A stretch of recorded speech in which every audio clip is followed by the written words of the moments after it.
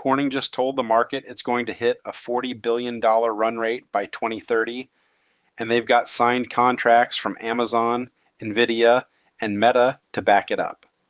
We are doing this video in two parts. First, I'll grade the report, then walk you through how I'd trade it. This is Corning, ticker GLW for Q2 2026. This is not financial advice. Everything in this video is just my own opinion for educational purposes only. Trading involves risk and your results may vary. Alright, Corning came in at 2.5% above the revenue estimate, and that's on top of core sales growing 17% year over year to $4.74 billion.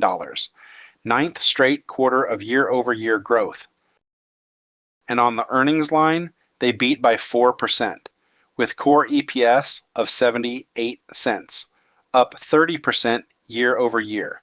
Both the top line and the bottom line came in above the top of their own guidance. So on the size of the beat itself, this earns a C. The percentages against the estimate are modest, 2.5 and 4, but the underlying growth rates are strong. It's a clean beat, just not a shock the market beat. But on consistency, this earns an A. 9 quarters in a row of year-over-year growth, and Corning has been beating estimates reliably through this whole AI optical ramp. That's as steady as it gets. The optical business is on fire. Sales jumped 32% year over year, and inside that, the AI data center piece almost doubled.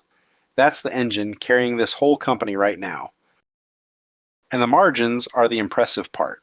Core operating margin expanded 190 percentage point hundredths, up to 20.9%. The optical segment itself hit a record 21% net margin. That's real operating leverage showing up. On top of that, they announced a multi-billion-dollar long-term agreement with Amazon this quarter, which stacks on top of the Nvidia partnership and the Meta deal from before. Management said these long-term contracts will underpin the lion's share of the optical business going forward. And the Springboard plan got upgraded. They're now targeting a $40 billion annualized run rate by the end of 2030, with a 19% revenue growth rate and earnings growing even faster than sales. That's a big step up from the old plan.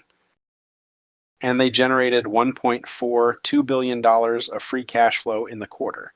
That's the fuel that funds the capacity build-out without stretching the balance sheet. So on profitability, this earns an A.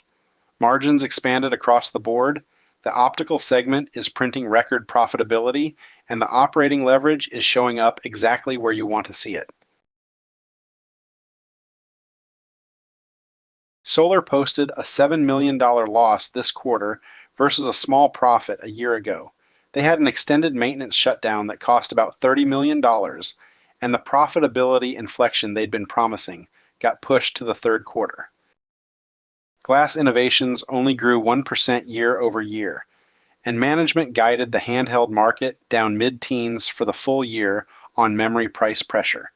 So even with content per device gains, Gorilla Glass is fighting a shrinking market.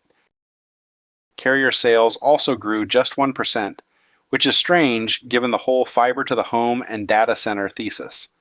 Management blamed customer project timing, but that softness contrasts sharply with the 65% growth in the enterprise piece. Life Sciences and Emerging Growth was down 15% year over year with a $21 million loss, and management barely addressed it on the call, which tells you where their attention is. And the biggest honest concern. When a UBS analyst pressed on scale-up timing, the CEO admitted calling the timing is challenging. The internal plan is $40 billion by 2030. The high-confidence plan is $35, and the gap exists precisely because scale-up adoption is unpredictable. On guidance, this earns an A. The third quarter guide of $4.9 to $5 billion implies they hit the $20 billion run rate a full quarter early, and they raised the long-term plan. That's a clean raise on top of a raise. But on red flags, I'm at a C. Everything outside optical is muted or losing money. Glass, carrier, solar, life sciences. If the AI optical story ever stumbles, there's no second engine to catch it. That's a real concentration risk.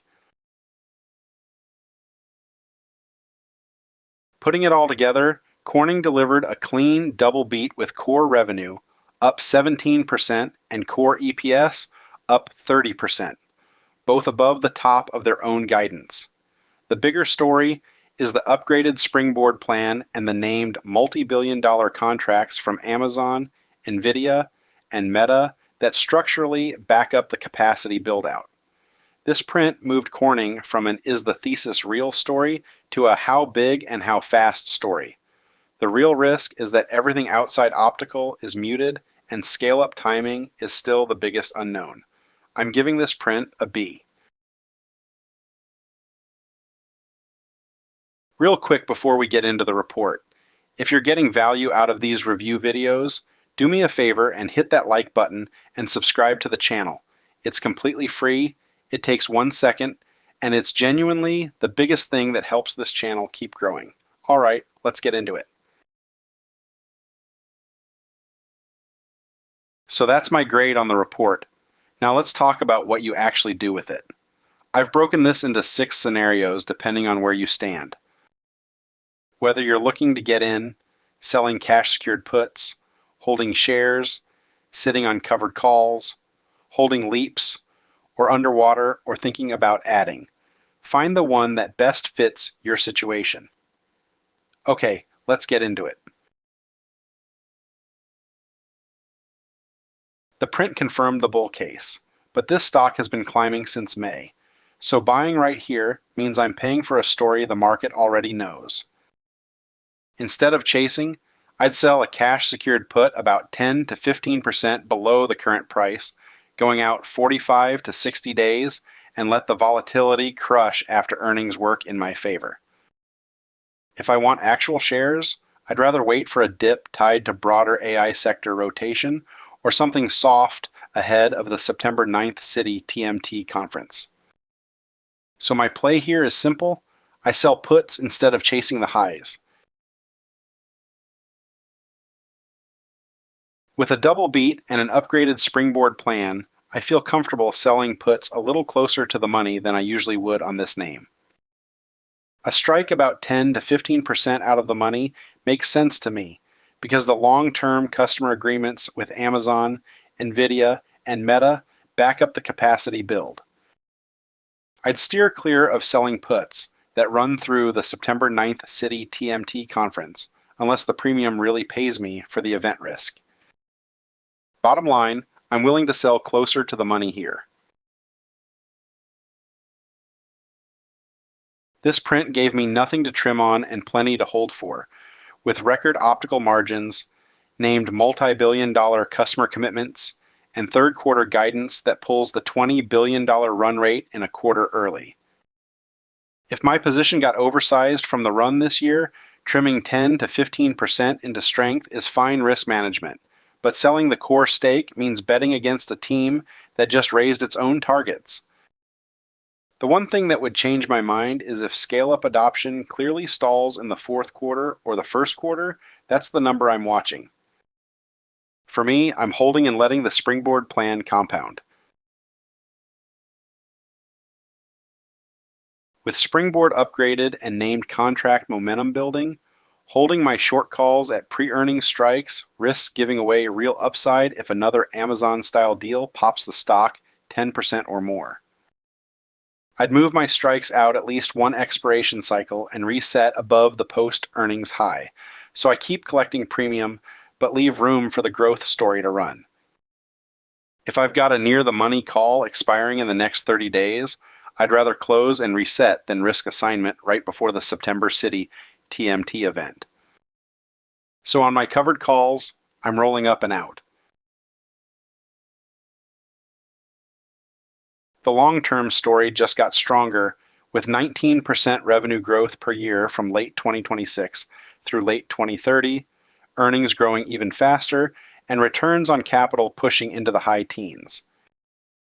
I'd hold what I have, and if my calls are deep in the money, I'd think about rolling up to free some cash while extending my time out to January 2027 or January 2028. The one thing that would make me trim is if by the middle of 2027 scale up clearly hasn't started landing in AI factories, because then the back half of the plan starts looking like a wish. For me, I'm holding my leaps and looking at rolling up. It would be unusual to be underwater here given the run this year, but if I came in before springboard at a higher cost, this print fully backs up staying with the position, because nothing about the original thesis is broken. For ads, I'm scaling in on weakness, anchoring my buys to any pullback of 8 to 12% from the post-print level, especially if it's driven by broader AI rotation and not something specific to Corning. I'd avoid averaging down hard before the September 9th conference. I want that catalyst to clear before I commit more money. My approach is to scale in on weakness only. Bottom line, this print earns a B from me. Corning has moved into own the name through cycles territory, and the setup favors patient premium sellers and long-dated leaps holders over anyone trying to chase all-time highs. Thanks for watching, and I'll catch you on the next one.